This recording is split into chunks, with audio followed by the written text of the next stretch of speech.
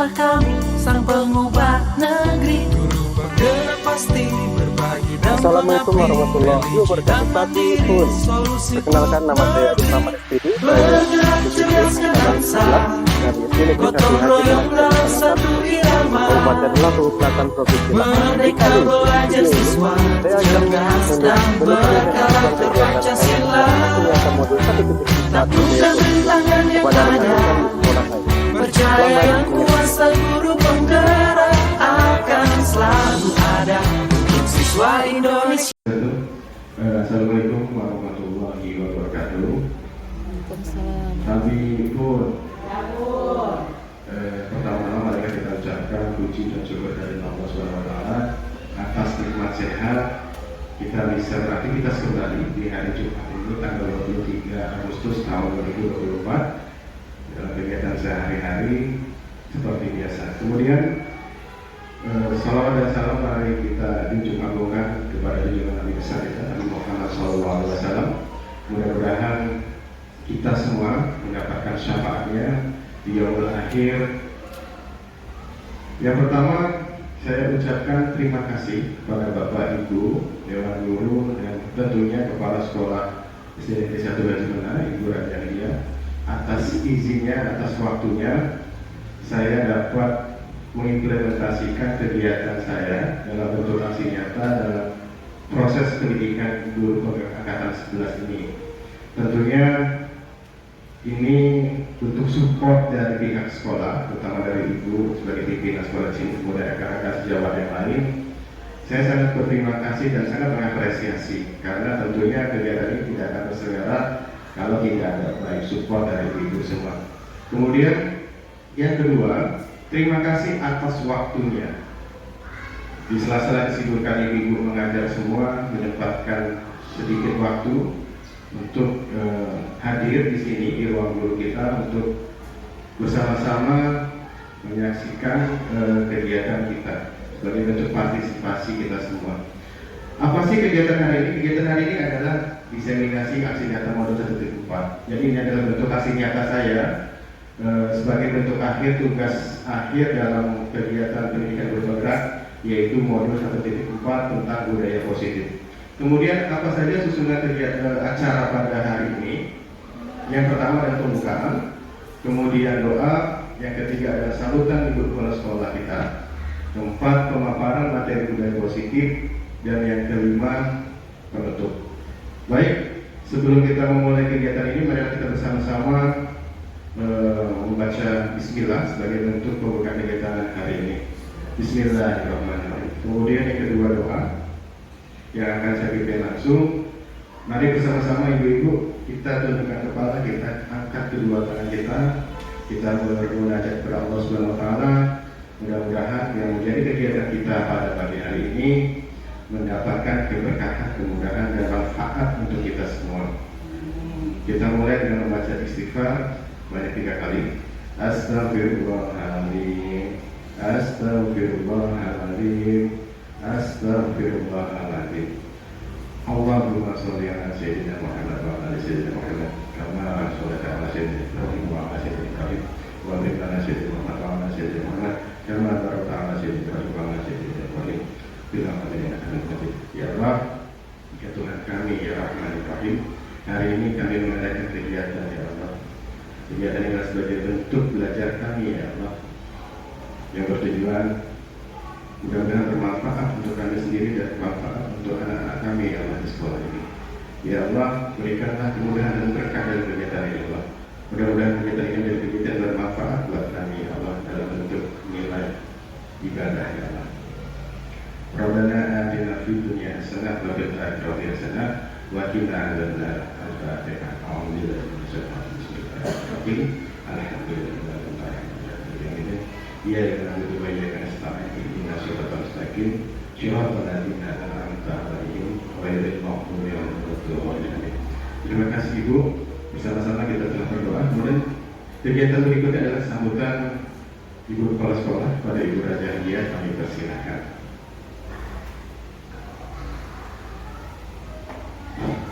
Bismillahirrahmanirrahim. Assalamualaikum warahmatullahi wabarakatuh. Yang saya hormati Bapak Ibu Dewan Guru, puji syukur hadirat Allah Subhanahu wa taala yang mana kita pada hari ini kita dapat berkumpul bersama di ruang guru ini dalam rangka kegiatan teman kita yaitu Pak Agus Rahman, aksi nyata desiminasi budaya positif sekolah. Terima kasih untuk Pak Agus Rahman yang mana sudah berbagi ilmu kepada kami, kepada teman-teman guru-guru. Mudah-mudahan bisa menginspirasi guru-guru ya untuk menyampaikan apa yang kita dengar, apa yang kita lihat sekarang ini, ilmu yang didapat dari Bapak bisa diterapkan di kelas untuk anak-anak kita. Terutama definisi budaya positif ini mengenai kedisiplinan anak, disiplin belajar, disiplin kehadiran ya. Sebelum anak-anak yang kita disiplinkan, yang pasti gurunya terlebih dahulu. Gurunya disiplin dulu, baru anak-anaknya yang kita disiplin. Nah, mungkin nggak banyak ya yang saya sampaikan, hanya itu saja.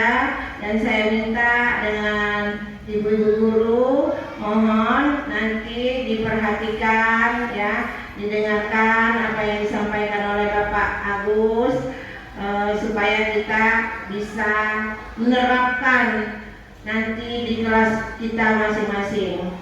Saya akhiri, wassalamualaikum warahmatullahi wabarakatuh.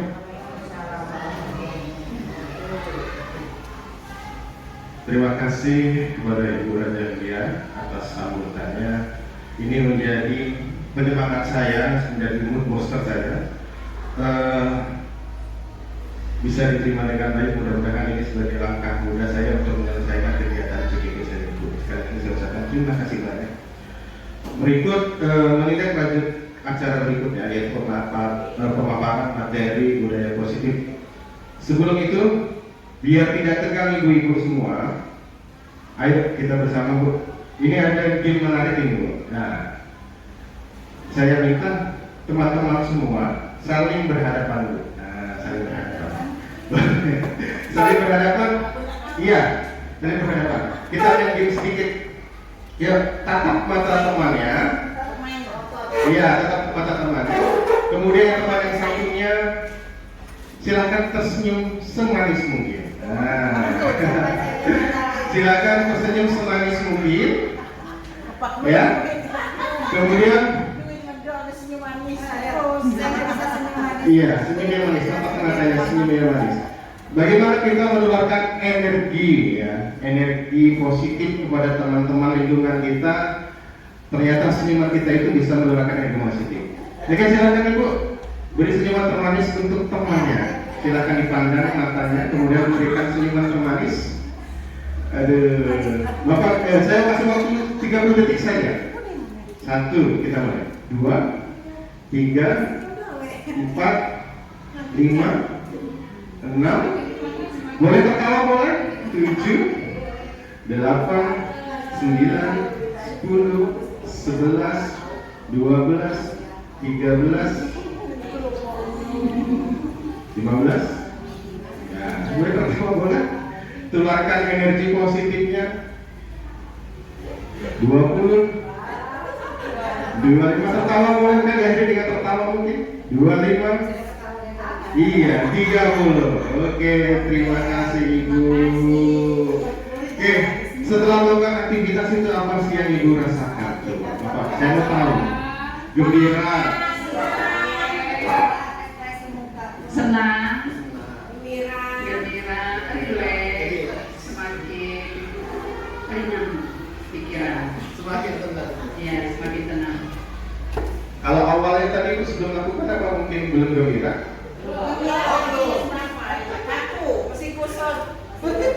Kalau sebelumnya tadi apa ya yang akan terjadi nantinya setelah tersenyum, kalau kita bahagia, senang.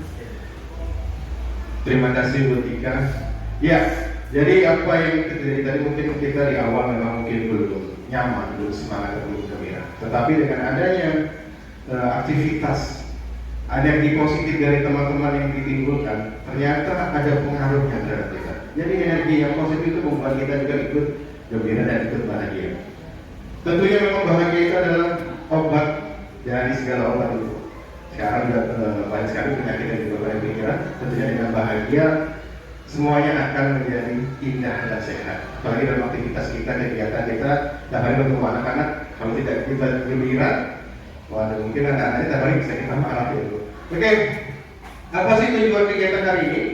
Ini adalah sebagai bentuk tugas saya Ibu. Tujuan pertama adalah CGP atau calon guru penggerak menyampaikan pembelajaran dari penerapan konsep inti dari modul budaya positif. Jadi saya terakhir di modul 1 belajar tentang budaya positif, dan hari ini saya akan membagikan pemahaman saya tentang konsep-konsep apa sih budaya positif kepada rekan-rekan guru di sekolah saya sebagai bentuk pengimasan seperti itu. Ini poin keduanya, yaitu saya membagikan pemahaman dan pengalaman dalam menerapkan kepada rekan-rekan saya di sekolah. Ini adalah sebagai tuntutan tugas saya untuk menyelesaikan modul 1.4. Sebelum kita beranjak, ini ada kesepakatan kelas dulu atau keyakinan kelas. Yang pertama adalah seluruh peserta termasuk ibu-ibu semua mempunyai kesempatan untuk berpendapat nanti ketika kita terjadi diskusi. Kemudian yang kedua, berpikir terbuka dan saling menghormati. Kemudian yang ketiga, jika ada satu peserta didik, peserta yang berbicara, maka peserta lain mendengarkan. Yang keempat, berpendapat setelah dipersilakan. Yang kelima, berfasilitasi penuh dan mengikuti kegiatan diskusi dengan bahagia. Intinya dengan bahagia. Jadi tidak ada tekanan, tidak ada hal-hal negatif yang berada di hati. Kita harus berbahagia untuk kali ini. Dari kesepakatan kelas ini, ada yang mau ditambahkan itu? Kira-kira cukup mungkin atau ada yang mau ditambahkan? Boleh, yang kelima, kenal boleh nggak Pak? Saya sambil makan di rumah, silakan, ibu memang sudah disiapkan di sana. Silakan sambil nikmati hidangannya.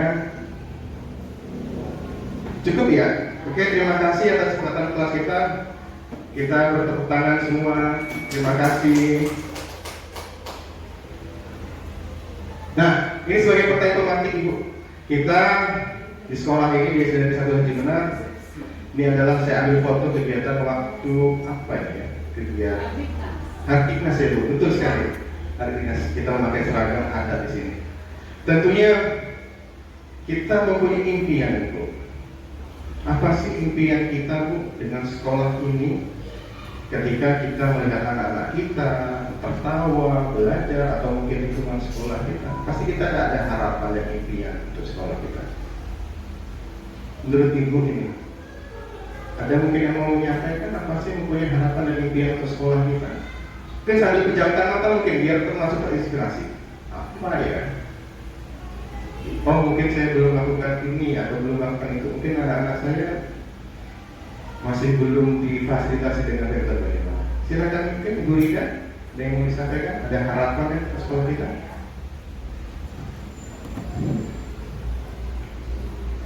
Setiap guru pasti punya harapan untuk anak muridnya ya, pasti, karena kita bekerja ini tidak mengajar tapi mendidik pastinya kan. Kalau harapan saya sih ke depannya sebenarnya ingin itu anak itu belajar dengan aman dan nyaman ya. Ya, untuk budaya positif kita budaya positifnya itu mengajak anak supaya menumbuhkan belajar itu dengan rasa yang nyaman lah. Ya, iya, ya kalau nyaman itu pastinya harus ada fasilitasnya juga. Karena bagi sekarang dengan kurikulum merdeka ini sebenarnya fasilitas itu harus ditingkatkan. Mungkin setiap kelasnya mungkin kalau yang sudah yang mungkin sekolahnya yang sudah ini yang mampu dipasang udah ada laptop masing-masing, speaker masing-masing, sudah ada ini, jadi nggak pakai lagi spidol guru ya. sudah langsung lihat aja gambar, karena anak-anak ini kan lebih senang secara visual dibanding disuruh membaca, disuruh nulis, ya. Lihat gambar, pokoknya mereka suruh menerangkan apa yang digambar itu mungkin lebih menyenangkan ya dibandingkannya suruh menulis atau disuruh catat terus. Nah mungkin itu harapan saya sih anak tuh kedepannya belajar dengan nyaman. Oke, teman-teman yang lain menambahkan dia Bu Neti, Bu Sana. Sebagai guru saya mengharapkan perubahan. Jadi dari setiap kurikulum yang diterapkan pasti ada perubahan-perubahan. Nah, mengenai kurikulum Merdeka ini, jujur aja Pak, saya juga belum memahami amat, dan anak juga belum memahami amat untuk melaksanakannya. Cuma saya berharap dengan adanya Pak Agus di sini sebagai calon guru penggerak bisa merubah yang sistem lama itu ke arah perubahan yang lebih modern, lebih kekinian, sehingga kami juga guru-guru yang belum memahami bisa dapat meniru gitu, atau Pak Agus bisa mengeluarkan cara-cara belajar yang Kelas itu harus ditingkatkan. Mungkin setiap kelasnya mungkin kalau yang sudah yang mungkin sekolahnya yang sudah ini yang mampu dipasang udah ada laptop masing-masing, speaker masing-masing, sudah ada ini, jadi nggak pakai lagi spidol guru itu ya, sudah langsung lihat aja gambar, karena anak-anak ini kan lebih senang secara visual dibanding disuruh membaca, disuruh nulis, ya. Lihat gambar, pokoknya mereka suruh menerangkan apa yang digambar itu mungkin lebih menyenangkan ya dibandingkannya suruh menulis atau disuruh catat terus. Nah mungkin itu harapan saya sih anak tuh kedepannya belajar dengan nyaman. Oke, teman-teman yang lain menambahkan dia Bu Neti, Bu Sana. Sebagai guru saya mengharapkan perubahan. Jadi dari setiap kurikulum yang diterapkan pasti ada perubahan-perubahan. Nah, mengenai kurikulum Merdeka ini, jujur aja Pak, saya juga belum memahami amat, dan anak juga belum memahami amat untuk melaksanakannya. Cuma saya berharap dengan adanya Pak Agus di sini sebagai calon guru penggerak bisa merubah yang sistem lama itu ke arah perubahan yang lebih modern, lebih kekinian, sehingga kami juga guru-guru yang belum memahami bisa dapat meniru gitu, atau Pak Agus bisa mengeluarkan cara-cara belajar yang menggunakan visual. Itu aja, berharap perubahan Haji Mena setelah Pak Agus menjadi guru penggerak, Haji Mena ini akan lebih maju lagi. Begitu juga pada gurunya, kepada siswa-siswinya juga semua. Itu aja Pak Agus. Terima kasih. Ya, terima kasih banyak atas harapan ya, harapan itu jadi wujud nyata nantinya pada Bu Rika dan Bu Denik. Terima kasih Ibu sudah menyampaikan harapannya. Tentunya kita semuanya punya harapan kepada sekolah ini, terutama ketika kita melihat anak-anak kita adalah anak-anak. Kita ada titipan kita, aset kita di situ. Mereka datang ke sini memang sudah diserahkan kepada kita. Tentunya kita harus menjaga amanah baik orang tuanya di sana. Bagaimana cara memfasilitasi anak-anak kita. Dan kemudian apa sih hubungannya dengan budaya positif? Ini juga berkaitan dengan visi kita ya Bu ya. Nah, sekolah impian. Tentunya sekolah impian ini harus sekolah lingkungan seperti yang disampaikan Bu tadi. Mempunyai lingkungan yang aman dan nyaman. Kalau lingkungan yang sudah aman dan nyaman, tentunya kita di sini akan menjadi apa ya? Mempunyai semangat yang bagus. Kemudian juga suasana yang nyaman itu adalah relaksasi. Ya. Walaupun kita di pinggir jalan, mungkin gangguan-gangguan yang lain mungkin itu bisa kita abaikan. Tetapi kalau itu lingkungan yang nyaman, ini harus kita tumbuhkan gitu. Apa bentuknya? Yaitu dengan disiplin positif di sekolah. Ini akan berdampak secara maksimal pada perkembangan dan pembentukan karakter peserta didik. Jadi hubungannya, kolerasinya adalah budaya positif akan berdampak secara maksimal pada karakter peserta didik. Nah, ini harus kita bentuk Ibu, Bapak Ibu semua, dengan lingkungan yang aman. Makanya tadi saya tanyakan apa sih harapan kita. Semuanya ternyata harapannya sama, yaitu punya lingkungan yang aman dengan harapan anak-anak kita bisa belajar dengan nyaman, dengan baik, dan berdampak dalam pembentukan karakter peserta didik. Kemudian berikutnya,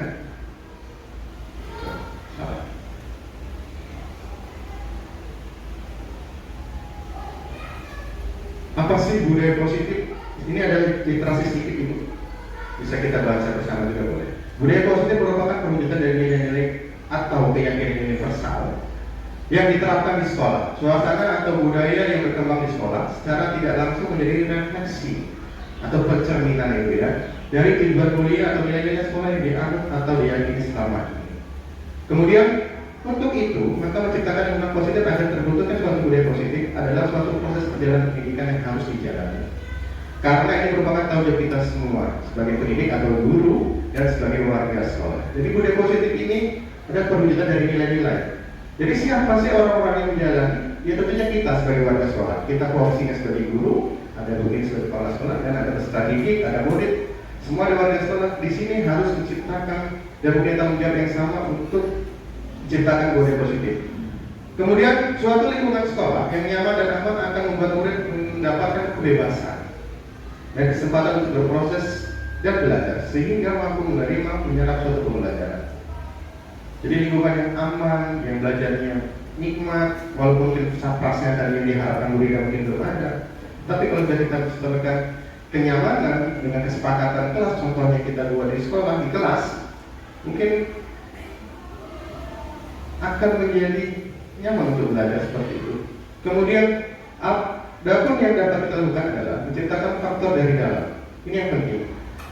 Jadi faktor dari dalam adalah faktor intrinsik. Jadi setiap anak, setiap warga sekolah, setiap kita itu mempunyai kesadaran atau faktor dari dalam, internal, intrinsik. Jadi sapras semuanya itu hanyalah faktor pendukung saja. Tapi intinya kesadaran itu timbul dari diri sendiri. Itu yang disebut dengan faktor intrinsik. Ini yang diharapkan. Nah, bagaimana ini bisa timbul? Itu adalah tugas kita bersama untuk membiasakan budaya positif baik di kelas maupun di sekolah, sehingga harapannya kita bersama-sama mempunyai kesadaran penuh atau intrinsik, ya, dan menyelesaikan permasalahan yang dialami murid dengan tiga solusi. Nanti di akhir ini kita akan bahas. Itu sekilas tentang budaya positif. Kemudian seorang guru kita, ini ada tuntutannya Ibu. Kita harus memiliki kemampuan dalam mewujudkan budaya positif di sekolah. Ada 6 contoh budaya positif yang harus kita kita miliki sebagai bentuk kemampuan kita. Yang pertama adalah disiplin positif. Yang kedua, teori motivasi, hukuman, dan konsekuensi institusi. Mungkin rekan-rekan ini banyak yang sering kasih hukuman ke anak-anak. Nanti kita akan tahu apakah hukuman ini baik atau boleh atau memang seharusnya nanti ada nanti bedanya hukuman dan restitusi. Kemudian bentuk budaya positif di sekolah ada yang bentuknya membuat keyakinan kelas atau kesepakatan kelas. Ini sebagai bentuk rambu-rambu peraturan kelas kita bersama murid agar bisa berjalan dengan baik kegiatan belajar kita. Tentunya dengan membuat keyakinan kelas bersama. Kemudian yang keempat, ternyata setiap manusia bertindak, bergerak itu dia karena memenuhi kebutuhan dasar manusia. Manusia ini mempunyai kebutuhan dasar itu. Nanti kita bahas juga ini. Ini seru nih. Kemudian yang kelima, posisi kontrol guru. Ini sering kita lakukan, nanti ada banyak sekali. Ada guru sebagai penghukum, ada guru sebagai peneliti, banyak yang kita bahas di sini. Yang terakhir adalah segitiga restitusi. Apa sih segitiga restitusi? Ini hal yang baru. Ini karena kami dapat materi dari CGP, jadi adalah bentuk penyelesaian masalah peserta didik. Ini adalah ada 6 budaya positif yang harus kita pelajari dan kita miliki sebagai bentuk kemampuan kita sebagai guru. Yang pertama, kita masuk ke disiplin positif dan nilai-nilai kebajikan. Ini materi pertama. Nah, sebagai percepatan tematik, ini saya lagi berpikir ya, apa sih disiplin ini dan kenapa sih harus disiplin? Mungkin ada yang bisa bantu jawab Ibu? Saya lagi berpikir ini, belum ketemu Ibu. Apa sih disebut dengan disiplin? Pasti ada hubungan dengan waktu mungkin kan? Ada aktivitas, ada kesadaran. Dan kenapa sih harus disiplin? Mungkin ada yang bisa bantu menjawab, Ibu? Nanti karena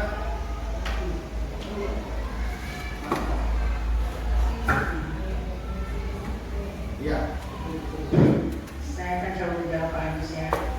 Disiplin positif itu di kelas itu anak-anak nggak dikit. Sudah itu nama-nama masing-masing kan sudah dibagi itu Pak.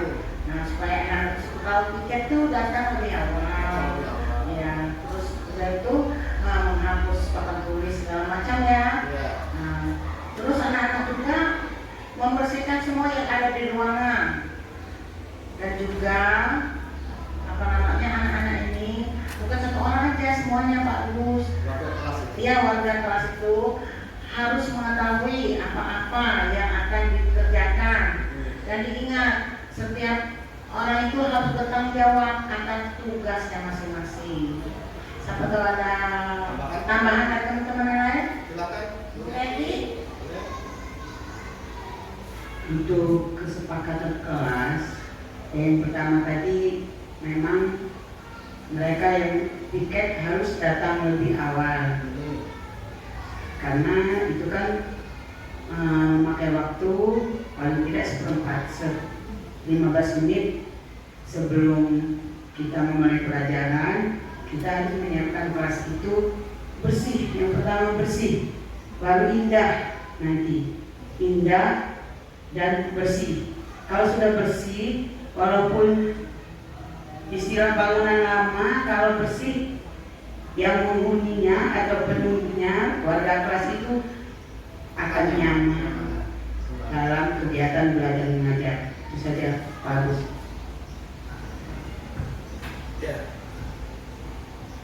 Terima kasih pada Ibu Sana dan Ibu Neti. Ya, tadi Ibu Sana mengibaratkan disiplin berhubungan dengan aktivitas kita di sekolah, yaitu di kelas tentang piket kelas. Bagaimana anak-anak bisa bertanggung jawab, poinnya Ibu ya, bisa bertanggung jawab kepada apa yang sudah diberikan tugasnya. Kemudian Ibu Neti menambahkan dengan adanya piket di kelas akan membuat lingkungan kelas kita menjadi nyaman walaupun bangunannya sudah lama. Ya, jadi itulah tadi dari teman-teman kita. Kemudian ternyata ada hubungan korelasi antara lingkungan yang nyaman dengan disiplin. Nah kemudian kenapa harus disiplin? Bu Rida? Kalau kita sudah mengetahui maknanya mungkin memang ya harus ya, ya. Iya seperti itu. Jadi disiplin ada suatu bentuk ya, suatu bentuk di mana kita menunjukkan budaya positif di sekolah kita. Secara kata-kata Ibu, ini secara disiplin berasal dari kata disiplinan yang artinya belajar. Kemudian disiplin mengacu pada disiplin diri yang memiliki tanggung jawab seperti yang disampaikan Ibu Sana tadi. Tanggung jawab dengan waktu, dengan tugas dan pekerjaan seperti itu. Dan jangan lupa harus dari timbul kesadaran diri atau nilai intrinsik tadi yang kita bahas di depan. Kemudian terhadap apa yang dilakukan berdasarkan nilai-nilai yang diyakini. Yang diyakini adalah tidak apa menjadi tugas kita ya harus kita laksanakan. Kemudian yang kedua, disiplin positif merupakan salah satu cara penerapan disiplin yang bertujuan untuk menumbuhkan kesadaran serta memberdaya peserta didik tanpa imbalan penghargaan berikut, ancaman dan hukuman. Nah, terjadinya penghargaan dan ancaman dari luar ini ternyata bukan faktor dari dalam. Setiap orang melakukan kalau sudah diancam, dikasih imbalan, tidak akan timbul kesadaran karena harapannya adalah mendapatkan reward atau menghindari ancaman. Awas kalau tidak tiket besok ya, dihukum atau jelas dihukum. Kamu tidak tiket hari ini. Jadi nilainya tidak akan muncul. Ini adalah faktor dari luar. Harapannya disiplin positif itu adalah faktor intrinsik, kesadaran, timbul kesadaran sendiri. Ini yang akan mungkin akan susah. Bagaimana cara kita menimbulkan kesadaran diri, baik diri kita maupun untuk peserta didik kita di kelas. Sebagai pendidik, tujuan kita adalah menciptakan peserta didik yang memiliki disiplin diri, ya, sehingga mereka berlaku mengacu pada nilai-nilai kebajikan universal dan memiliki motivasi intrinsik. Sebenarnya ini yang ditimbulkan. Inilah PR kita bersama. Bagaimana caranya nilai intrinsik ini, kesadarannya timbul baik untuk diri kita maupun untuk diri murid atau peserta didik. Sehingga kalau ini sudah timbul intrinsiknya, maka akan berubahlah, timbullah perubahan perilaku ke arah yang lebih baik. Jadi kolerasi antara intrinsik dan perubahan perilaku ke arah yang lebih baik. Itu tadi pengertian tentang disiplin positif. Kemudian sekarang nilai-nilai kebajikan. Apa sih nilai-nilai kebajikan itu? Nilai-nilai yang diharapkan itu. Jadi nilai-nilai yang akan diharapkan akan timbul ketika kita melakukan aktivitas disiplin positif. Apa sih nilai kebajikan? Di kurikulum Merdeka ini sudah melekat dan mungkin sudah hafal semua kita tentang profil pelajar Pancasila. Ini adalah muara dari karakter harapan kita kepada peserta didik adalah profil pelajar Pancasila. Dimulai dari beriman dan bertakwa pada Tuhan Yang Maha Esa dan berakhlak mulia, kemudian berbinekaan global, gotong royong, mandiri, kreatif dan bernada kritis. Inilah nilai kebajikan yang diharapkan bisa timbul untuk peserta didik kita. Kemudian untuk primarias program PYP akan timbulnya toleransi. Ini faktor-faktor dari dalam intrinsik ya. Rasa hormat, integritas. Nah, bagaimana kita membuat integritas yang tinggi terhadap satuan pendidikan kita, menjaga nama baik sekolah kita, ini integritas. Dan menghargai, antusias, empati kepada rekan, keingintahuan, kegelisahan kita. Iya. Kreativitas, kerjasama, percaya diri dan komitmen. Kemudian yang ketiga ada namanya life skill atau keterampilan hidup atau percakapan hidup. Sehingga munculnya disiplin kita saling mempercaya, luruskan hati, pendengaran yang aktif, tidak merendahkan orang lain dan memberikan yang terbaik dari diri. Tentunya untuk institusi atau organisasi atau sekolah kita sebagai bentuk negara kita sebagai bentuk pendidik, tentunya organisasi dan institusi kita adalah sekolah. Sekolah siapa? Itu sekolah kita SD Negeri 1 Haji Mana. Tidak ada untuk sekolah yang lain. Itu tadi materi yang pertama tentang disiplin. Kemudian yang ketiga, untuk menghargai sendiri, inilah yang kita harapkan. Jadi apapun yang kita lakukan sebenarnya sebagai bentuk kompetensi kita, sebagai bentuk rasa disiplin kita, tanggung jawab kita, sebenarnya kita adalah menghargai diri sendiri sebagai guru. Nah, kalau sudah menghargai diri sendiri, ini bentuknya saya akan menjadi orang yang seperti apabila saya melakukannya nanti.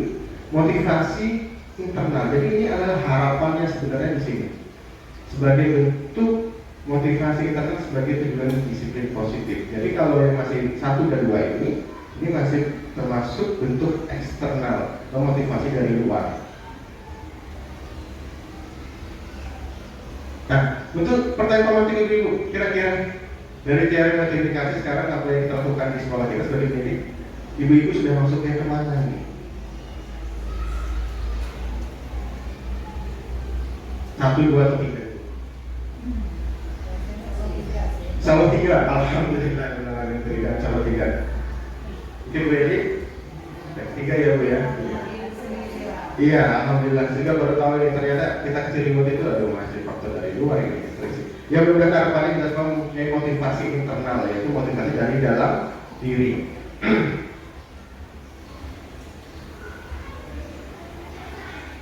Nah, ini dari ada yang namanya Diana Gosen. Dalam bukunya Gosen School Discipline menyatakan ada 3 materi peran. Ini adalah rincian dari pernyataan tadi dari Diana Gosen. Ternyata untuk menjadi ketidaknyamanan apa sih?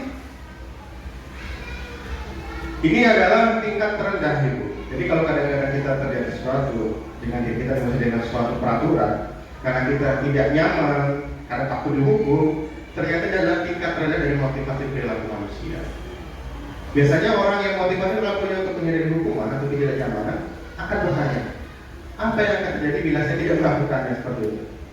Misal kita sudah datang pagi, apa sih ngapain kita datang pagi? Pasti akan membuatnya dia akan menolak dengan pertanyaan ngapain atau apabila saya tidak melakukannya kenapa? Nah, ternyata ini adalah tingkat terendah dari motivasi gerak manusia menurut Yanni Gosen.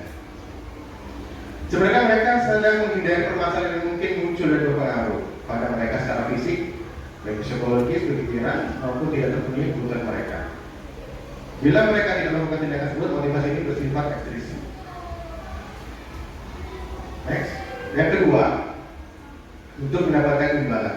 Jadi aktivitas yang kita lakukan kalau kita berharap imbalan, ini rupanya tingkatannya satu tingkat lebih tinggi daripada yang tadi.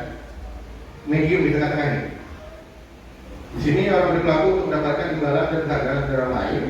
Dengan motivasinya akan bertanya, apa yang akan saya dapatkan? Karena dia berharap imbalan. Mereka melakukan sebuah tindakan untuk mendapatkan pujian dari orang lain yang menurut mereka penting dan mereka letakkan dalam dunia yang berkualitas mereka. Mereka juga melakukan sesuatu untuk mendapatkan hadiah, pengakuan, atau imbalan. Ini juga bersifat eksternal atau ekstrinsik atau faktor dari luar.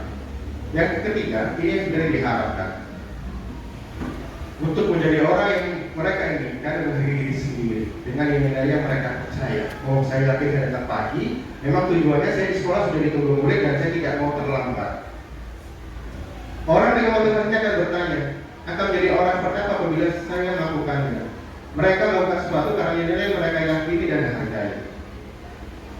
Karena kita punya tanggung jawab di sekolah, tentunya anak-anak kita ini harapannya tidak terganggu aktivitas belajarnya atau hanya kita belajar seadanya.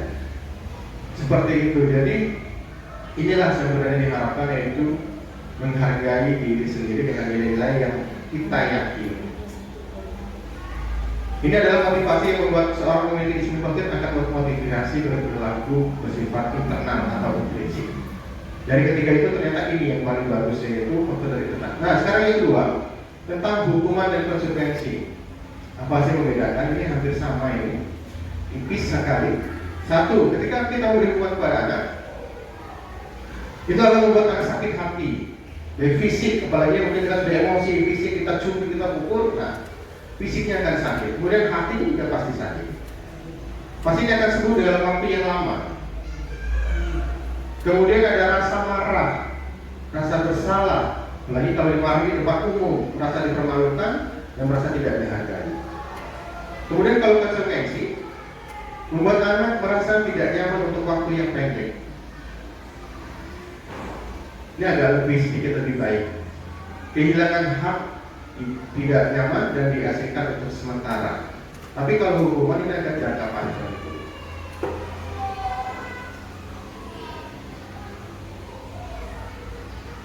Ini ada contoh sampel itu. Ayo kita bersama-sama kita bersamakan dulu. Ada tindakan dulu ini. Yang pertama, kita suruh anak mencatat 100 kali di dalam buku kalimat saya tidak akan terlambat lagi. Ini ada suatu anak terlambat, kemudian kita kasih kegiatan, ayo catat 100 kali dalam buku. Kira-kira yang pertama ini hukuman atau konsekuensi, Bu? Hukuman ya? Oke, kita kunci hukuman. Nanti kita buka aja jawabannya. Yang kedua, lari mengelilingi lapangan basket. Kamu tidak memakai topi, sekarang kamu lari di lapangan. Apa yang kira-kira? Hukuman. Yang ketiga, murid minta push up fisik. Mungkin saya mungkin ya, tapi kayaknya saya nggak pernah juga pada fisik. Ayo kamu push up, kamu nggak mau buku matematika, kamu push up sekarang 10 kali. Dan dilakukan di depan murid-murid yang lain. Hukuman.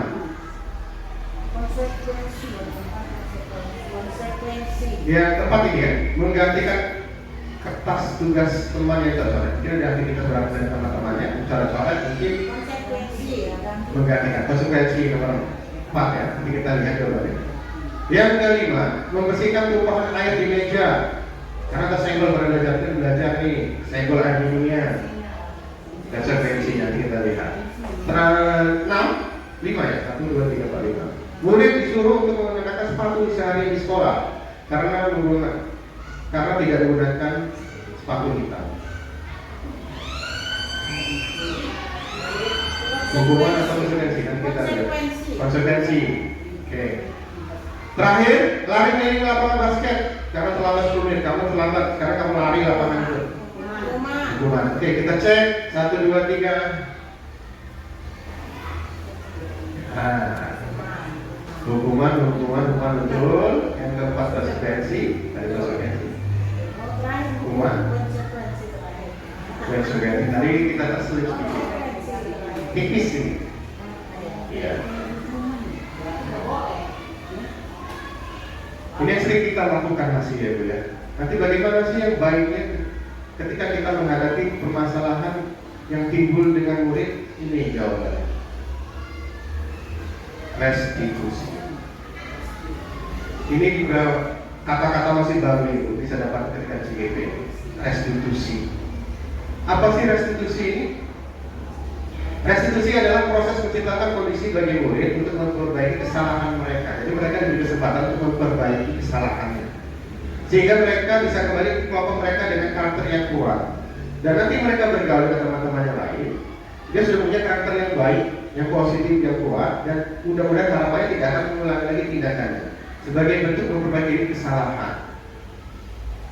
Nah, restitusi bukan untuk menebus kesalahan, bukan Bu, tapi adalah tawaran dan bukan paksaan. Ini disebut dengan bagaimana kita menimbulkan faktor intrinsik. Ya, ini yang diharapkan. Sehingga faktor intrinsik ini nanti akan berfokus pada solusi dan dapat mengembalikan murid yang berbuat salah pada kelompoknya. Ketika dia kembali ke teman-temannya, dia sudah menjadi karakter yang lebih baik. Itu harapannya, yaitu restitusi. Jadi restitusi adalah yang terbaik untuk penyelesaian masalah. Jadi bukan karena hukum atau memberi konsekuensi, tetapi restitusi. Ada 9 ciri restitusi. Yang pertama, restitusi bukan menebus kesalahan, namun belajar dari kesalahan. Yang kedua, memperbaiki hubungan. Yang ketiga, ada tawaran, bukan paksaan. Yang keempat, restitusi menuntun untuk melihat ke dalam diri, melihat nilai intrinsik kita. Kemudian restitusi mencari kebutuhan dasar yang mendasari tindakan. Seperti tadi dibahas, setiap manusia berperilaku itu memenuhi kebutuhan dasarnya. Jika kita cari tahu, kenapa sih anak ini suka, mungkin ada yang tidur di kelas. Ya, apa sih kebutuhan dasar dia, kenapa dia tidur di kelas? Mungkin begadang, tapi apa kebutuhan? Begadang itu masuk kebutuhan mereka kita. Ada aktivitas lain di sana, mungkin kepuasan atau bagaimana. Nanti kita bahas ya. Dan restitusi diri adalah cara yang paling baik di antara tadi memberi hukum dan memberi konsekuensi kepada peserta didik kita atau mereka. Yang ketujuh, restitusi fokus pada karakter bukan tindakan. Dan ke-8, restitusi fokus pada solusi. Jadi ada solusi yang diharapkan menjadi keyakinan bersama antara guru dan murid. Restitusi mengembalikan murid yang berbuat salah pada kelompoknya. Tetap mereka akan dikembalikan ke kelompok dan kelasnya, sehingga harapannya menjadi karakter yang lebih baik. Itu contoh restitusi. Nah, ini perbedaannya cara hukuman, konsekuensi, dan restitusi. Kalau hukuman ini kadang-kadang tidak terencana karena kita mengikuti emosi kita. Kemudian murid tidak tahu apa yang akan terjadi, tidak dilibatkan, kemudian bersifat satu arah karena guru sebagai penghukum, ya. Jadi kita tidak tanya lagi karena langsung menghakimi saja.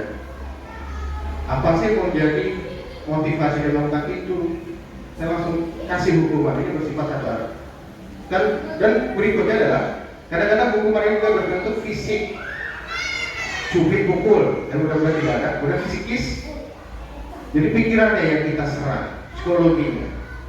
Kemudian konsekuensi, agak berbeda sedikit, terencana, disepakati. Murid tetap dibuat tidak nyaman juga. Setiap guru selalu memonitor murid. Nah, ini yang diharapkan restitusi adalah proses menciptakan kondisi bagi murid untuk memperbaiki kesalahan. Kemudian yang kedua, proses kolaborasi mengajarkan murid untuk mencari solusinya sendiri. Ini sebagai bentuk kesadaran atau faktor dari dalam intrinsik tadi.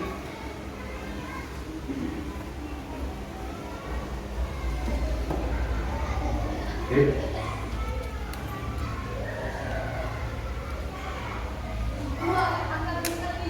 Nah, itu tadi. Sekarang yang ketiga, materi yang ketiga yaitu tentang keyakinan kelas. Apa sih keyakinan kelas? Kita sudah pernah membuat murid ya? Saya mau bertanya kepada rekan-rekan semua, punya tidak keyakinan kelas atau kesepakatan kelas yang sudah ditempel pada kelasnya masing-masing? Belum dicetak ya, tapi sudah ada ya Bu ya? Sudah ada, tinggal dicetak saja. Nah, sudah disebutkan dan sudah diberitahu, biasanya dilakukan di awal semester. Ya, apa saja menjadi peraturan kelas kita. Kemudian, jadi keyakinan kelas kita ini atau kesepakatan kelas kita ini merujuk pada nilai-nilai keselamatan dan kebahagiaan murid. Jadi yang membuat kesepakatan kelas, karena yang aturannya untuk kelas, seharusnya murid ya sebagai subjeknya. Jadi murid juga mempunyai kesempatan yang sama. Apa sih mereka inginkan dengan kesepakatan kelas ini? Tidak sebagai guru kita yang mendominasi semua. Karena yang melaksanakannya adalah murid. Jadi murid diberi kesempatan juga sebagai bentuk warga kelasnya. Dalam pelaksanaannya, kegiatan kelas ini harus melibatkan peserta didik. Ini menurut dosen atau dengan apa? Suatu keyakinan akan lebih memotivasi seseorang dari dalam atau memotivasi secara intrinsik. Seorang akan lebih tergerak dan bersemangat untuk menjalankan keyakinannya daripada hanya sekedar mengikuti rangkaian peraturan. Kalau kita hanya mengikuti rangkaian peraturan, karena peraturannya yang dibuat kita sebagai pendidik guru, hanya guru saja yang buat. Kamu harus datang pagi, tidak boleh ngobrol. Jadi murid tidak diberi kesempatan untuk memberi keyakinan yang mereka harapkan, apa sih mereka harapkan di kelas itu. Jadi kita harus beri kesempatan kepada murid untuk menyebutkan apa menjadi keinginan dan harapan dia sebagai memberi keyakinan yang mereka harapkan, apa sih mereka harapkan di kelas itu. Jadi kita harus beri kesempatan kepada murid untuk menyebutkan apa menjadi keinginan dan harapan dia sebagai keyakinan dia ketika mengikuti pembelajaran.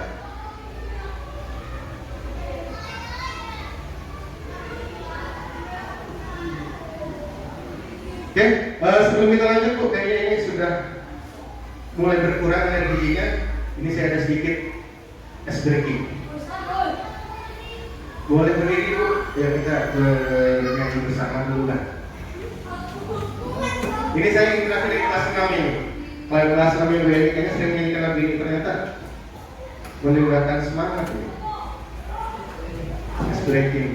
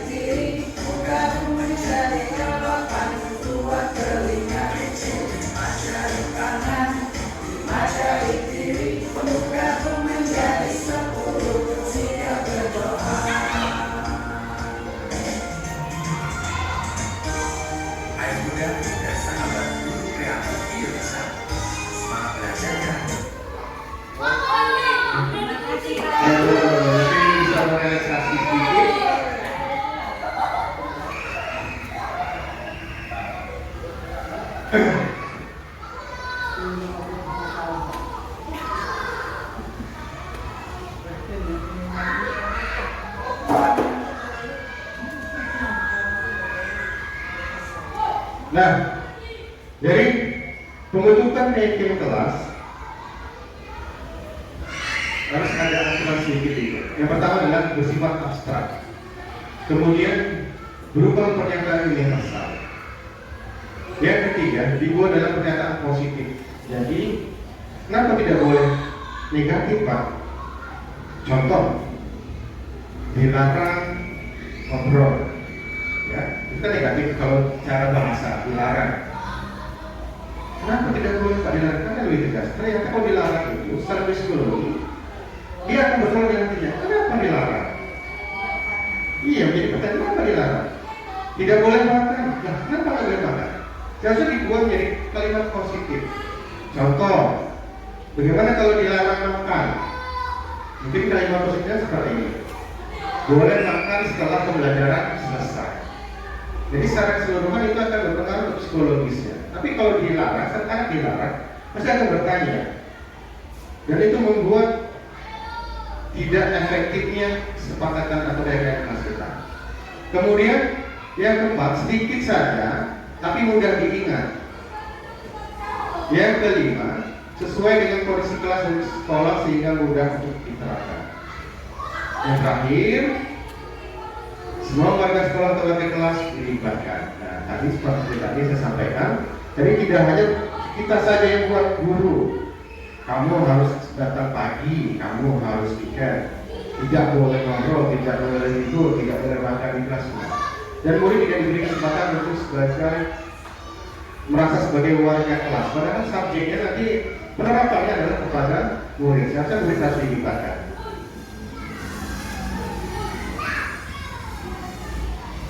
Kemudian ada nilai-nilai kebajikan di sini. Peraturan. Ini peraturan secara universal, secara umum. Selalu kembalikan buku ke tempatnya. Yang kelasnya nilainya dari bertanggung jawab. Kemudian dilarang mengganggu orang lain, itu menghormati. Dia masih penggunaan kalimat negatif di sini. Kemudian hadir di sekolah 15 menit. Ini komitmen dengan pasal lain. Kemudian dilarang melakukan kekerasan seperti bully dan sebagainya. Bullying itu masuk menghormati lain dan keselamatan. Kemudian dilarang menggunakan narkoba, terlalu tinggi pada anak tidak mungkin. Kemudian gunakan masker ini mengeluarkan waktu-waktu. Jangan berlari di kelas. Ini bagian dan kesempatan dan keamanan. Ibu, saya sudah membuat kesepakatan kelas ini. Ini adalah kesepakatan yang saya buat di awal semester untuk anak-anak kita. Yang sebagai bentuk contoh saja, yaitu menggunakan cara olahraga, kemudian makan dan jajan setelah selesai pembelajaran boleh menyiapkan botol air minum, kemudian semangat bergerak ikuti instruksi guru, kemudian tertib dan gembira. Nah, dari kegiatan ini yang saya lakukan adalah selalu melakukan pembiasaan dan selalu mengingatkan kepada anak-anak. Bagi nanti ada sebagai bentuk aturan sehingga anak-anak tanpa sadari, ya, ini menjadi keyakinan kelas dia. Jadi keyakinan bahwa kalau olahraga itu sebagai standar. Ya, itu timbul faktor dari dalam harapannya. Kemudian banyak sekali mungkin kalau tidak kita kasih aturan ini karena anak-anak kalau sudah dikeluarkan dari kelas mereka berpikir bahwa istirahat, pasti mereka lari ke kantin untuk makan. Kemudian saya batasi, saya timbulkan keyakinan dengan cara makan dan jajannya setelah selesai pembelajaran. Berarti boleh makan, tapi nanti ketika pembelajaran sudah selesai. Ini adalah bentuk keyakinan kelas saya. Nah sekarang, ya kita bersama-sama ya Bu. Silakan. Di situ sudah saya sebar kertas itu. Kira-kira nih, Ibu ada keyakinan kelas apa ini untuk kelasnya? Dia sudah dibentuk disiplin positif ini untuk pembelajaran. Mungkin satu teman satu, jadi nanti kita bisa belajar. Satu saja mungkin Bu, nanti kita bisa rangkum bersama-sama. Kalau yang saya pertama ya, ini mau. Kalau saya udah membuat kesepakatan kelas, salah satunya bersikap baik dan jujur. Bersikap baik dan jujur. Iya. Terus bisa lanjut? Boleh kalau tidak ada. Iya, mengucapkan tolong dan terima kasih.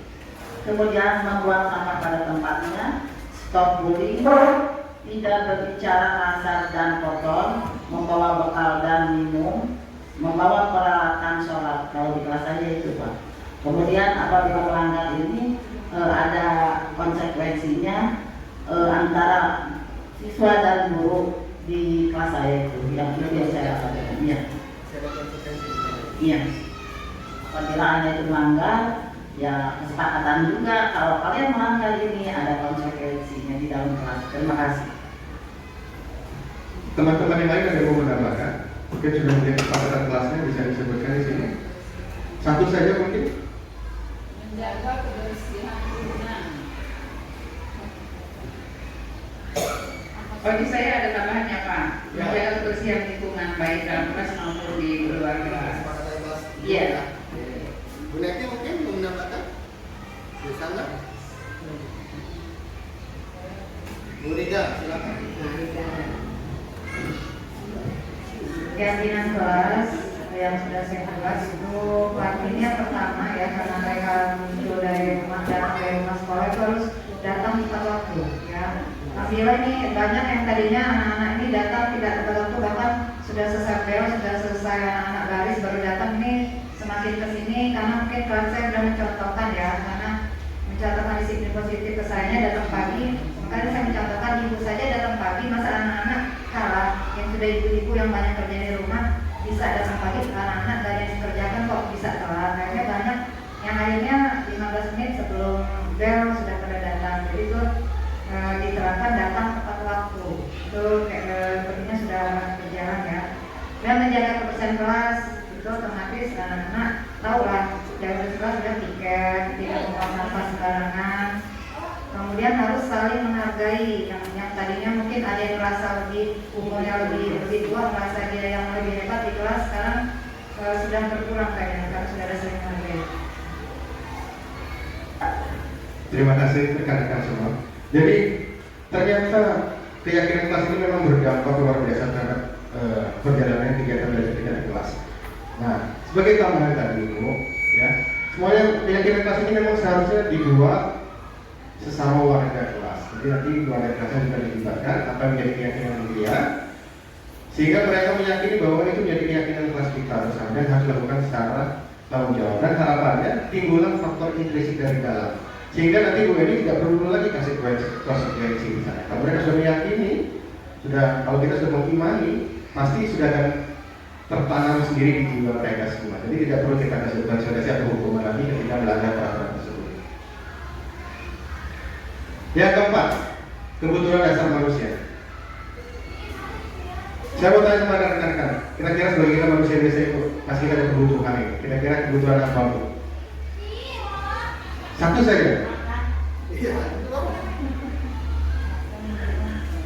Ketika melanggar peraturan tersebut. Yang keempat, kebutuhan dasar manusia. Saya mau tanya kepada rekan-rekan, kira-kira sebagai kita manusia biasa itu pasti ada kebutuhan ini. Kira-kira kebutuhan apa Bu? Satu saja. Iya. Makan itu kebutuhan dasar yang utama. Makan boleh. Iya, saya juga harus makan juga. Butuh sehat Pak. Butuh sehat, kesehatan. Oke. Ada yang butuh kasih sayang? Butuh. Butuh nyaman dalam bekerja. Nyaman. Kasih sayang. Emang ada disebutin semua. Nyaman. Kasih sayang dulu. Nah, ya sayang, semangat juga.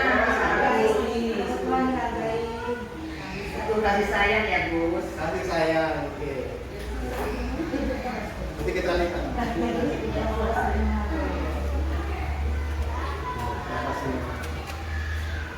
Oke, terima kasih. Itulah kebutuhan dasar manusia. Kita lihat. Kita termasuk tidak yang kita sebutkan. Apa sih kebutuhan dasar? Kebutuhan dasar manusia adalah segala sesuatu yang kita lakukan untuk mendapatkan apa yang kita inginkan.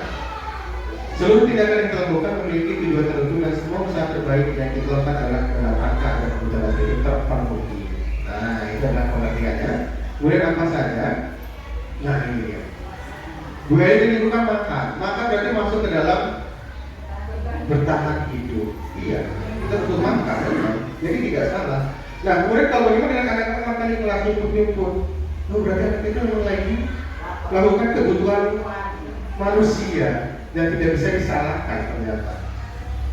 Bu Ika tadi kesehatan.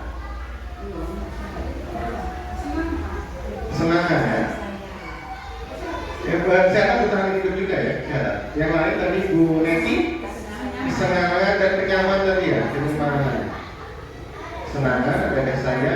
Nah, Bu Novi di sana. Kayak saya, jadi itu kebutuhan kita sebagai manusia. Mungkin kalau penguasaan, ini adalah orang-orang yang mempunyai kuasa pengaruh di kelas. Mungkin karena satu, dia badannya lebih besar, dia punya kuasa dia, rasanya kekuasaan, kebebasan. Anak-anak yang tidak mau diatur, rupanya dia ada jiwanya pengen bebas anak-anak ini. Nah, bagaimana kita menyikapi kebutuhan dasar ini? Ya, nanti kita bahas di sini. Nah, ini contohnya dari kebutuhan dasar. Bertahan hidup, betul. Kebutuhan pokok kita, ada makan, pakaian, tempat tinggal, keamanan, kesehatan. Bertahan hidup. Yang kedua, kasih sayang, disampaikan Guru Eva. Ada rasa diterima, dipedulikan, berbagi, kerjasama menjadi bagian dari kelompok. Kemudian ada kekuasaan. Dia berharga diri, keinginan untuk dianggap, pengen memimpin, pengen diakui dan pengen didengar. Ini poinnya, ini akan kita menjadi solusi untuk menyelesaikan permasalahan di kelas kita. Kebebasan dengan anak-anak yang tidak mau diatur. Mereka ada pengen memenuhi kebutuhan dasarnya adalah kebebasan. Pengen mandiri, memiliki pilihan, mencoba hal yang baru, mampu mengendalikan arah diri. Kemudian ada kesenangan. Ada bermain, ada humor, antusias, dan tertawa. Ini adalah bentuk kebutuhan dasar manusia. Sebagai bentuk mereka melakukan satu hal untuk memenuhi kebutuhannya. Nah, ini ada kasus atau bentuk pertanyaan romantik. Ibu Ambar wali kelas 2 di SD Pelita Hati sedang bingung menghadapi ulah salah satu murid di keluar kelasnya, namanya Doni. Beberapa orang di kelas 2A telah datang pada yang menurut Doni seringkali meminta bekal makan siang. Mereka dengan paksa. Dan menurut ibu semua, apa sih jadi alasan Doni melakukan hal itu? Dia sering minta bekal sama kawan-kawan. Ya, apa? Ya, maksudnya apa kebutuhan dia? Kalau sering minta bekal. Makan itu berhubungan dengan mundur dari segi berhubungan. Makan adalah dengan bertahan. Jadi dilakukan Doni karena Doni lapar. Orang yang lapar pasti akan mencari makan di sana. Mungkin yang kedua namanya penguasa. Mungkin badan Doni besar, dia merasa berkuasa, dia juga bisa mengatur namanya. Kemudian kasus yang kedua.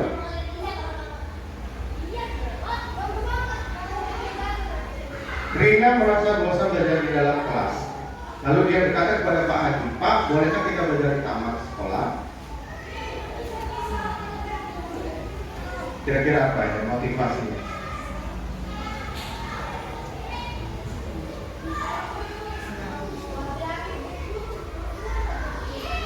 Kesenangan dan mungkin tambahnya lebih rasa. Nah, kalau kita sudah mengetahui menjadi kebutuhan murid kita, tentunya kita akan melakukan penerapan ketika terjadi situasi seperti ini.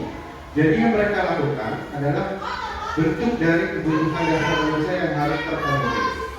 Nah, apa hubungannya dengan yang kelima tentang posisi kontrol kita sebagai guru? Kalau kita menghadapi situasi seperti itu, apakah langsung kita hukum? Ya, ada 5 posisi kontrol guru. Yang pertama adalah guru sebagai penghukum.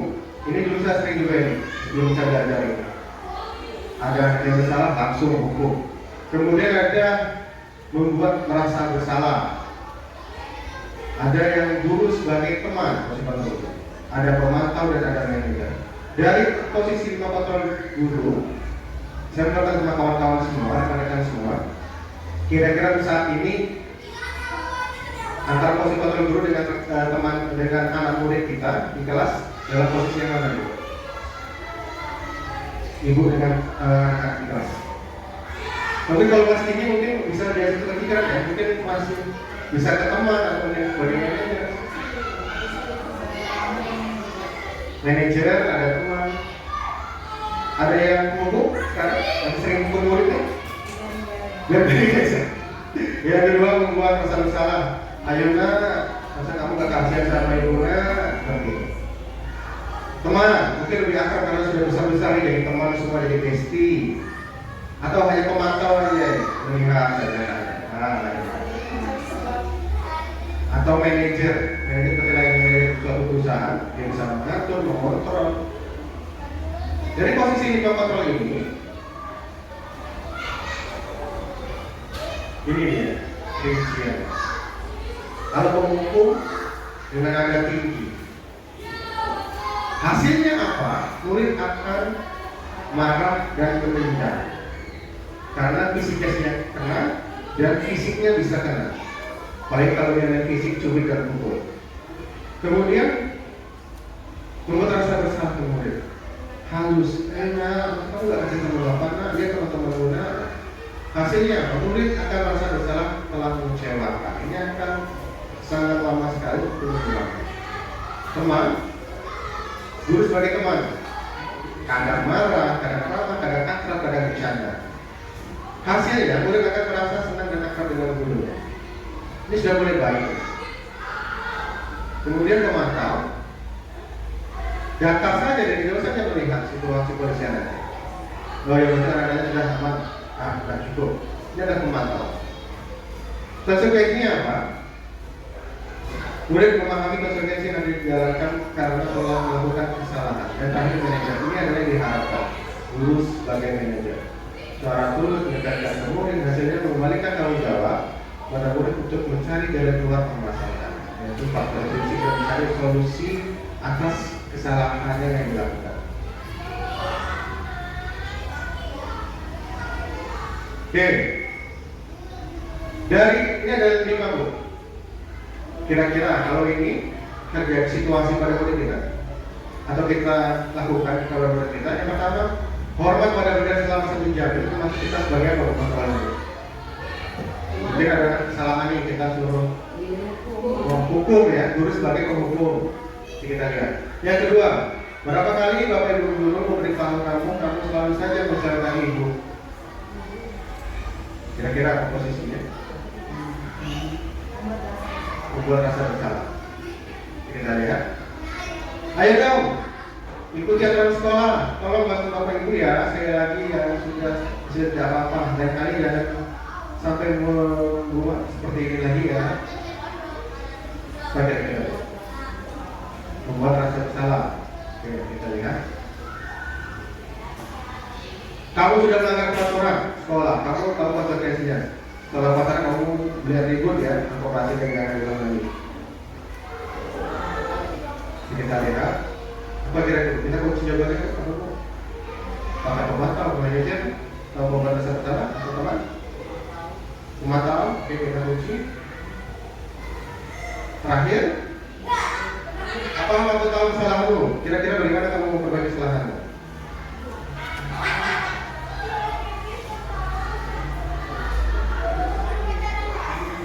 Pemantau, oke. Manajer, kita lihat.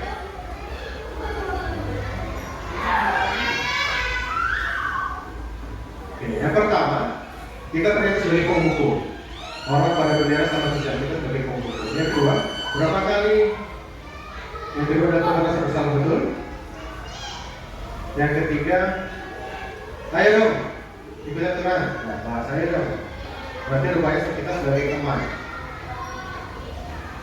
Pemantau, kamu sudah melanggar peraturan sekolah kamu, tahu konsekuensinya. Kalau pacaran kamu tidak ribut, berkooperasi dan tidak ada lagi. Dan sebagai pemantau, dan yang terakhir, manajer.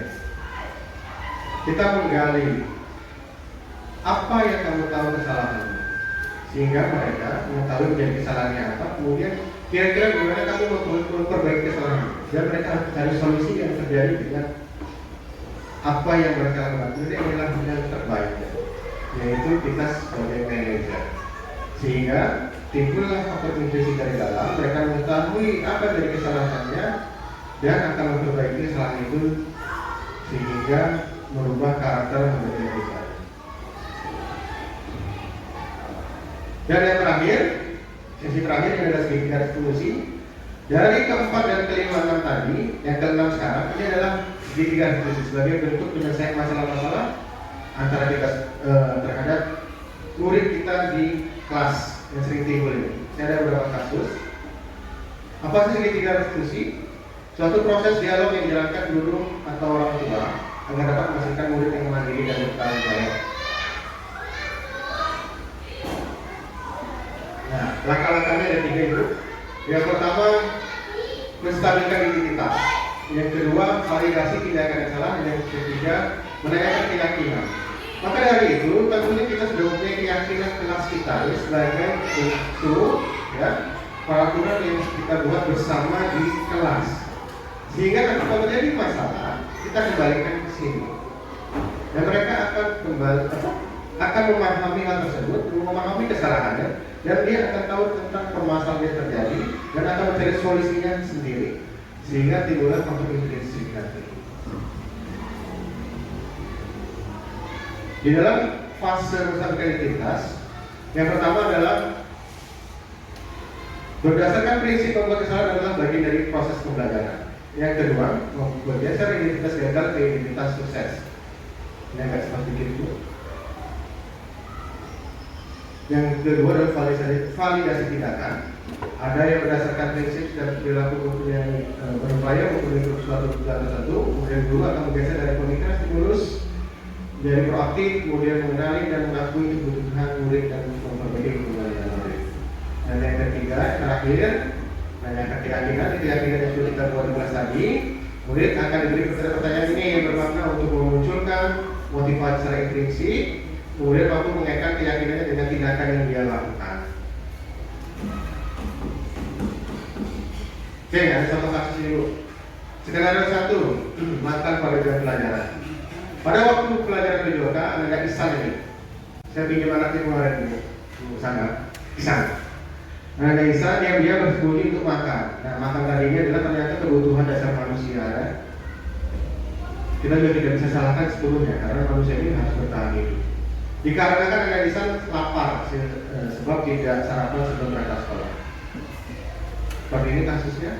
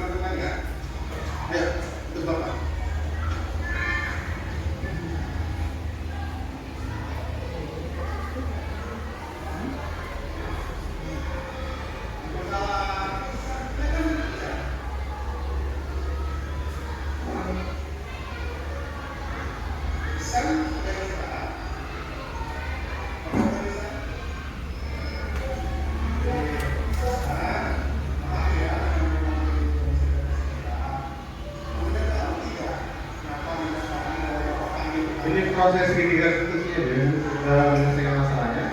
Yang pertama adalah menstabilkan identitas.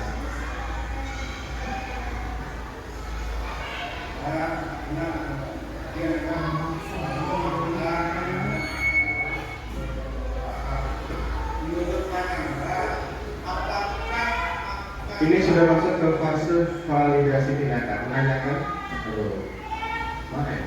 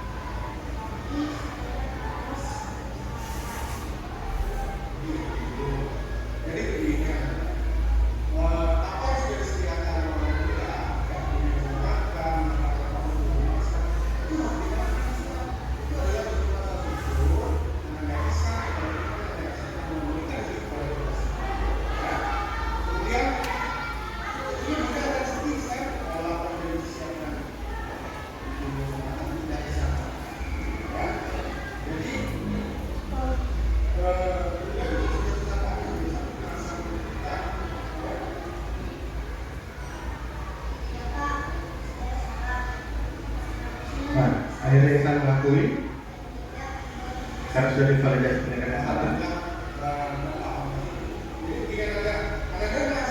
Kita kembalikan ke keyakinan kelas yang sudah dibuat bersama-sama.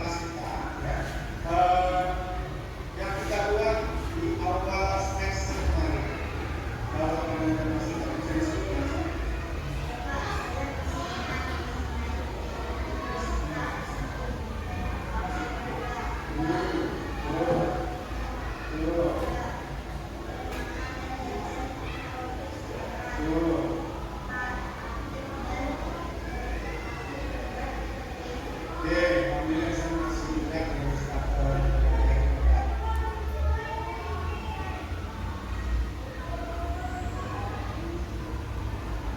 Alhamdulillah ya, teman-teman semua kelas yang dibuat. Nah, setelah kita bisa, apa yang bisa dilakukan agar tidak menjadi masalah dari masyarakat?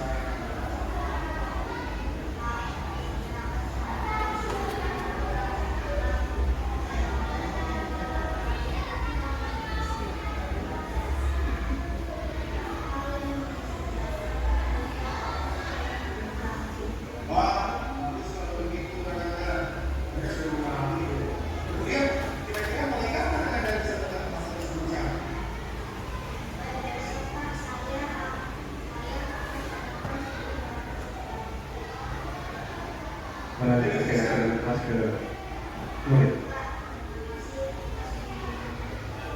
Ya. Terima kasih Ibu. Ya, itu adalah contoh kasus dari penyelesaian segitiga institusi. Ini harus dua diskusi saja. Ya, oke, itu tadi terakhir Bu kegiatan kita.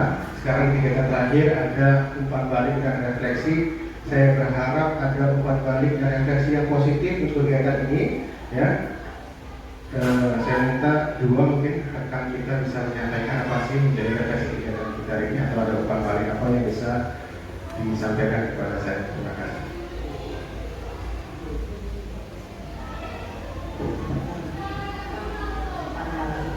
Ya, apa yang kita kerjakan, harapan dan pesan.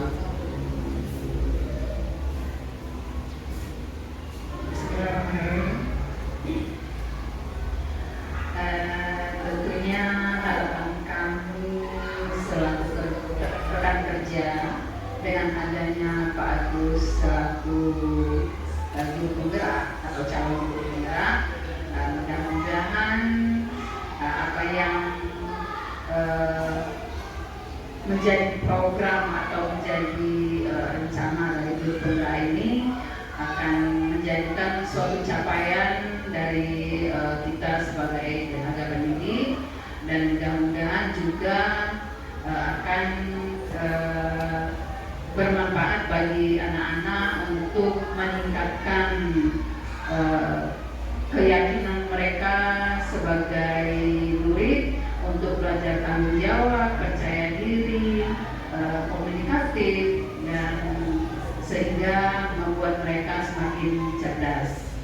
Begitu dari saya. Ada tambahan Bu? Salam. Satu lagi Bu. Salam mungkin begitu.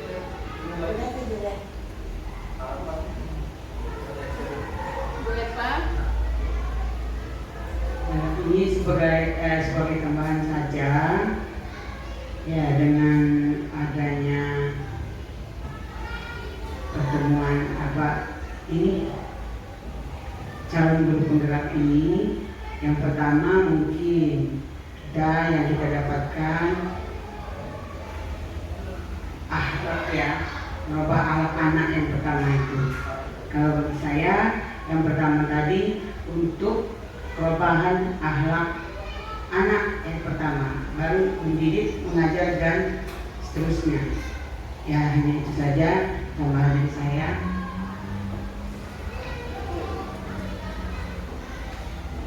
Terima kasih kepada Ibu Ika dan Bu Yanti atas refleksi dan kembali positifnya atas kegiatan hari ini. Mudah-mudahan apa yang jadi harapan bisa kita wujudkan bersama, dan apa yang kegiatan kita hari ini menjadi pengetahuan yang baru dan bisa kita terapkan bersama di lingkungan sekolah kita khususnya, umumnya, dan khususnya di kelas kita, dan kita mengaku kepada pendidikan kepada anak-anak kita semua. Oke, terima kasih atas partisipasinya, terima kasih atas waktunya ini di ujung acara. Yang pertama saya ucapkan terima kasih sekali kepada rekan-rekan guru semua sudah menyempatkan waktunya bisa berpartisipasi dalam kegiatan saya. Kemudian yang kedua, terima kasih atas supportnya. Dan yang ketiga saya akhiri, mohon maaf bila ada kata-kata yang kurang pas. Saya tutup. Wassalamualaikum warahmatullahi wabarakatuh. Terima kasih. Ya, cukup lagi. Stop.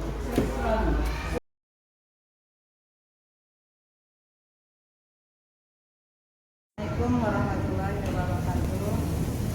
Nama saya Rida Sriwati SPD, saya rekan kerja dari Pak Agus. Kegiatan kemarin tentang budaya positif berdampak ya positif untuk kegiatan rekan-rekan guru, rekan sejawat, begitu juga untuk dampak pada anak-anak ini.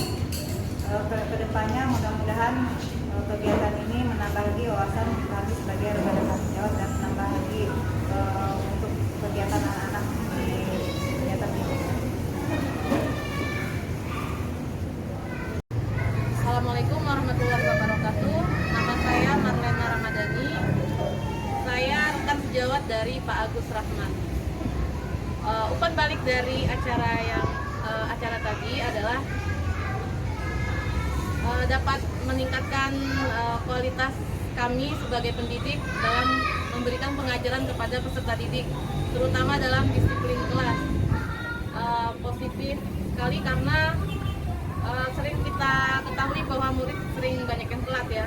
Makanya kalau mau muridnya tidak telat, makanya guru juga harus memberikan contoh yang baik, yaitu dengan menyambut siswa, bukan siswa yang menyambut murid. Harapan kedepannya semoga kami dapat meningkatkan atau memajukan sekolah kami dengan lebih baik lagi dalam pengajaran, lebih disiplin lagi, dan juga untuk murid-murid kami semoga dapat bekerja sama untuk memajukan SD Negeri 1 Haji Menang. Cukup, terima kasih. Assalamualaikum warahmatullahi wabarakatuh.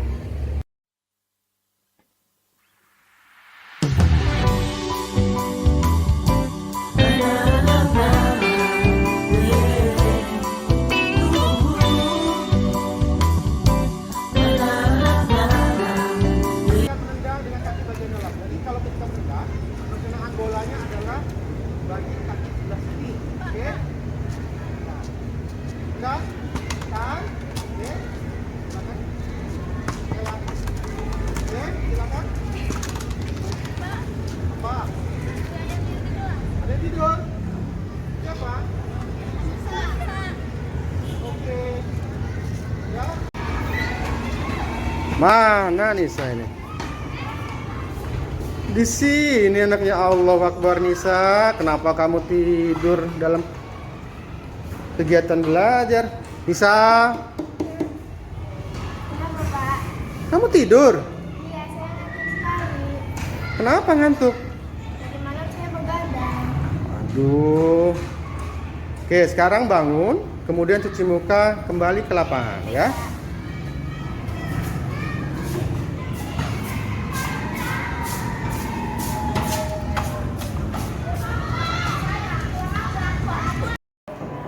Oke, salam. Silakan duduk.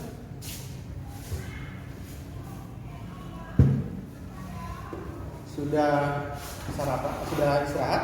Sudah, Pak. Oke, maaf ya mengganggu waktu istirahatnya. Apa kabar anaknya? Baik, Pak. Gus. Oke. Pertama Bapak mohon maaf sekali ini mengganggu aktivitas istirahatnya. Ananda tahu nggak kenapa Ananda Bapak panggil ke kantor? Iya, Pak. Sepertinya mungkin gara-gara saya tadi tidur di waktu jam pelajaran Pak Gus. Iya benar. Jadi Bapak lihat tadi waktu pembelajaran PJOK Ananda tidur dalam kelas.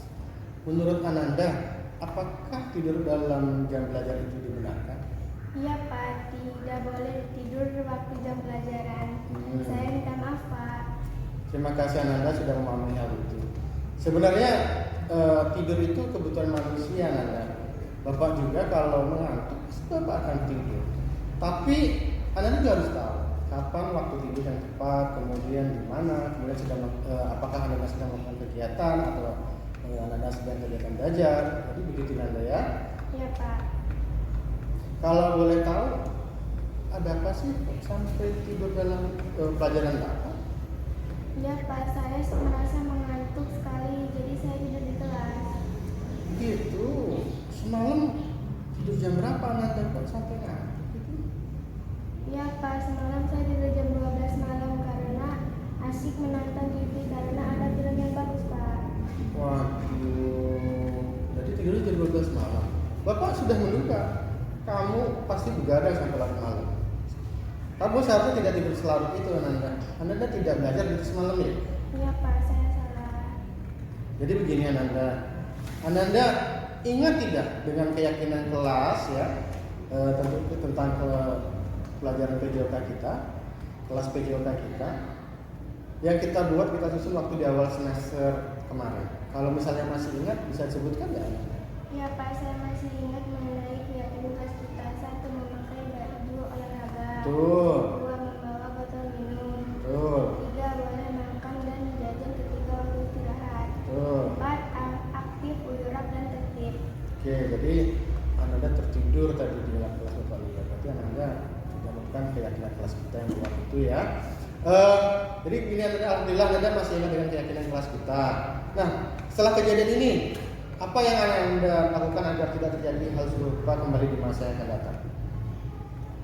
Ya Pak, saya tidak akan tidur larut malam lagi agar bisa bangun pagi dan bisa sarapan sebelum berangkat sekolah sehingga saya tidak lapar ketika mengikuti kegiatan belajar pagi.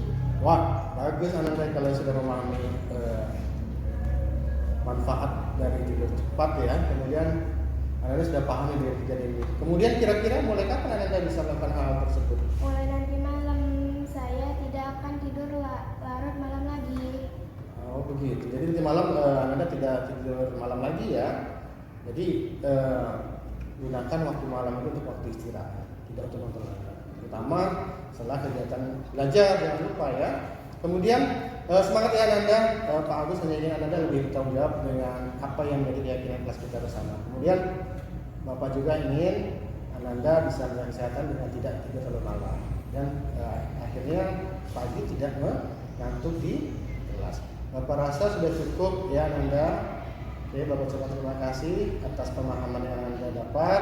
Mudah-mudahan Anda bisa melakukan hal baik di kemudian hari. Ya.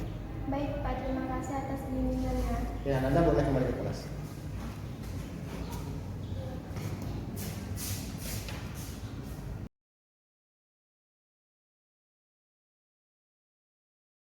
Assalamualaikum warahmatullahi wabarakatuh. Perkenalkan nama saya Anissa, kelas 6B. Saya mempunyai kasus tidur di kelas saat jam pelajaran PJOK.